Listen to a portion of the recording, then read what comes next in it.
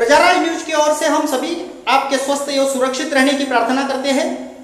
मैं प्रदीप सूर्यवंशी आज की शुरुआत किसानों की खबर के साथ करता हूं। ना जवान ना किसान, सस्ती हो गई सबकी जान। जी हां, ऐसे ही कुछ हालात हैं आज के भारत के, जहां जवानों को सीमा पर उपयुक्त तो भोजन नहीं मिल रहा, वहीं भारतीयों का पेट भरने वाले किसानों के गर्दन पर पूंजीपतियों की गुलामी की तलवार लटक रही है। हम बात कर रहे हैं लोकसभा में पारित किसान विरोधी उन 3 बिलों की, जिसे लोकसभा में कृषि सुधार के लिए पेश किया गया और 17 सितंबर को ध्वनिमत से पारित किया गया है। विपक्ष के विरोध और लाखों किसानों के रोष के बावजूद मोदी सरकार द्वारा व्यापार और वाणिज्य संवर्धन और सुविधा प्रदान करना विधेयक 2020, कृषक सशक्तिकरण और संरक्षण मूल्य आश्वासन और कृषि सेवा पर करार विधेयक पास कराए गए, जबकि आवश्यक वस्तु संशोधन विधेयक 2020 पहले ही पास किया जा चुका है। अब इन्हें राज्यसभा में पेश किया जाना है संडे को, जहां जरूरी समर्थन मिलने के बाद यह कानून में परिवर्तित हो जाएंगे, कानून बन जाएंगे। अब सबसे पहले नए सुधारित बिल को पढ़ते हैं, समझते हैं। कृषि सुधार बिल 2020 के कुछ मुख्य अंश देखिए। पहला बिल है, केंद्र सरकार इन विधेयकों के जरिए कृषि सुधारों को बढ़ावा देना चाहती है।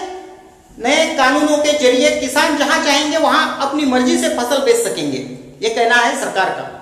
यानी वे अपनी मंडी से दूर किसी अन्य शहर या राज्य की मंडी में भी अपनी फसल को बेच सकते हैं और अच्छा दाम पा सकते हैं। इसके अलावा उन्हें ई ट्रेडिंग की व्यवस्था भी दी गई है, जिससे उन्हें फसल को बेचने के लिए आसानी होगी और यहां से वहां लाना ले जाना नहीं पड़ेगा। इससे किसान कम उत्पादन वाले राज्यों में, शहरों में, मंडियों में अपनी फसल की अच्छी कीमत पा सकते हैं। यह कहना है केंद्र सरकार का, मोदी सरकार का नए बिल के लिए। दूसरे बिल में केंद्र कहता है, इस बिल में खेती के ऊपर जो जोखिम आती है, किसानों के ऊपर जो जोखिम आती है, उसके संदर्भ में यह बिल है। वो जोखिम किसान जिससे समझौता करेगा उसको उठानी होगी, यानी कॉन्ट्रैक्ट फार्मिंग को बढ़ावा दिया जाएगा।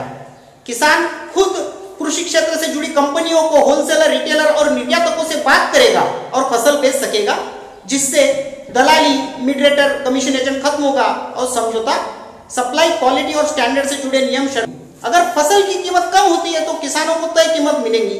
अगर फसल अच्छी आती है तो किसानों को अतिरिक्त फायदा होगा, यह कहना है सरकार का। तीसरे बिल में सरकार कहती है, तीसरे कानून से कोल्ड स्टोरेज और फूड सप्लाई चेन के आधुनिकीकरण होगा। यह किसानों के साथ ही उपभोक्ताओं के लिए कीमती सामान को एक जैसा बनाए रखेगा।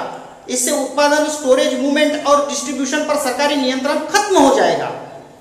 युद्ध, प्राकृतिक आपदा, कीमतों में असाधारण वृद्धि और अन्य परिस्थितियों में केंद्र सरकार नियंत्रण अपने हाथ में रखेगी। कृषि सुधार बिल 2020 के हो रहे विरोध के कुछ मुख्य अंश देखिए और इसे समझिए, इसे समझने की जरूरत है। वो कौन से 3 विधेयक है जिनका विरोध हो रहा है, किसान रस्तों पे उतर आया है और उसके मन में रोष है। आसान सी भाषा में उसे समझने की कोशिश करते हैं।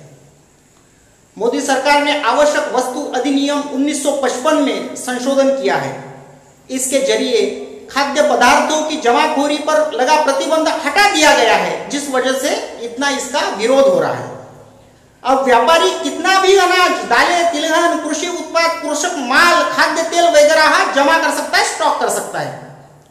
वाणिज्य संवर्धन और सुविधा विधेयक 2020 है। इसका उद्देश्य कृषि उत्पाद विपणन समितियों यानी एपीएमसी मंडियों के बाहर भी कृषि से जुड़े उत्पाद बेचने और खरीदने की व्यवस्था तैयार करना है, यानी मंडियों को खत्म करना है। लेकिन किसानों को इससे नुकसान होगा, क्योंकि इससे पारदर्शिता समाप्त हो जाएंगी। एपीएमसी एक्ट मजबूत होने के बजाय कमजोर होगा। एमएसपी नहीं मिलेगा, मूल्य जो समर्थन मूल्य कहते हैं वो नहीं मिलेगा। अब एमएसपी को समझिए, ये कैसे मिलता है।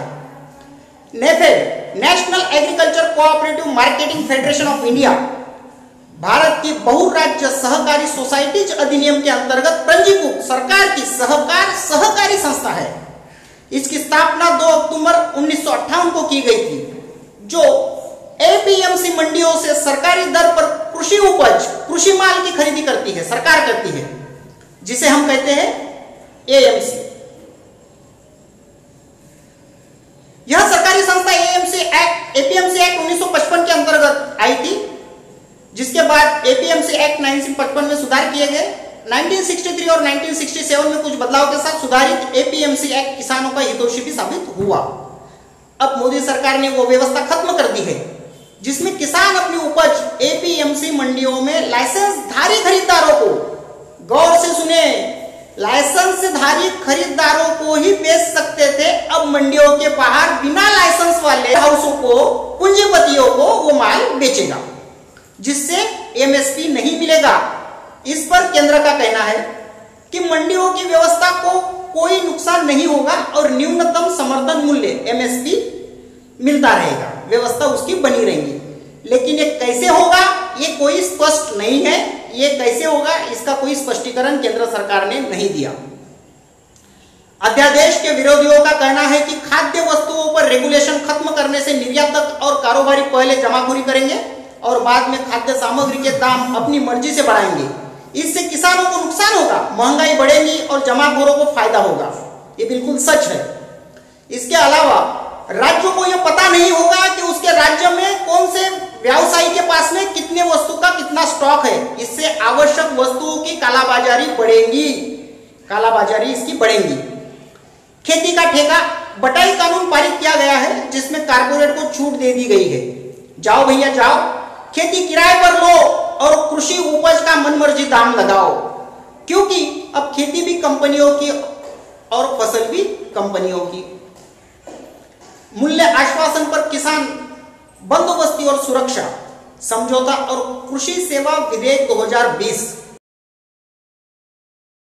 2020 जो कि कॉन्ट्रैक्ट फार्मिंग को कानूनी वैधता प्रदान करता है, ताकि बड़े बिजनेस वाले, पूंजीपति और कंपनियां कॉन्ट्रैक्ट पर जमीन लेकर खेती करेंगे, जिससे किसान और खेती व्यवसाय में भी कॉर्पोरेट घराने का एकाधिकार बढ़ेगा, पूंजीपतियों का एकाधिकार बढ़ेगा।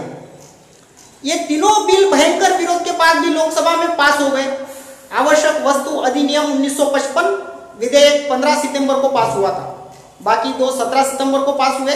ये तीनों विधेयक इससे संबंधित अध्यादेशों की जगह लेंगे। ये अध्यादेश इसी साल जून में लागू किए गए थे। एक बार कानून बन गया तो धीरे धीरे किसानों पर लागू होने से कोई रोक नहीं पाएगा। यही असल वजह है कि किसान बड़े पैमाने पर इसका विरोध कर रहे हैं, विरोध प्रदर्शन कर रहे हैं, कानून को लागू करने से मना कर रहे हैं। और यदि ये कानून लागू हो गया तो किसानों का जीना हराम हो जाएगा, किसानों के गर्दन पर तलवार लटकना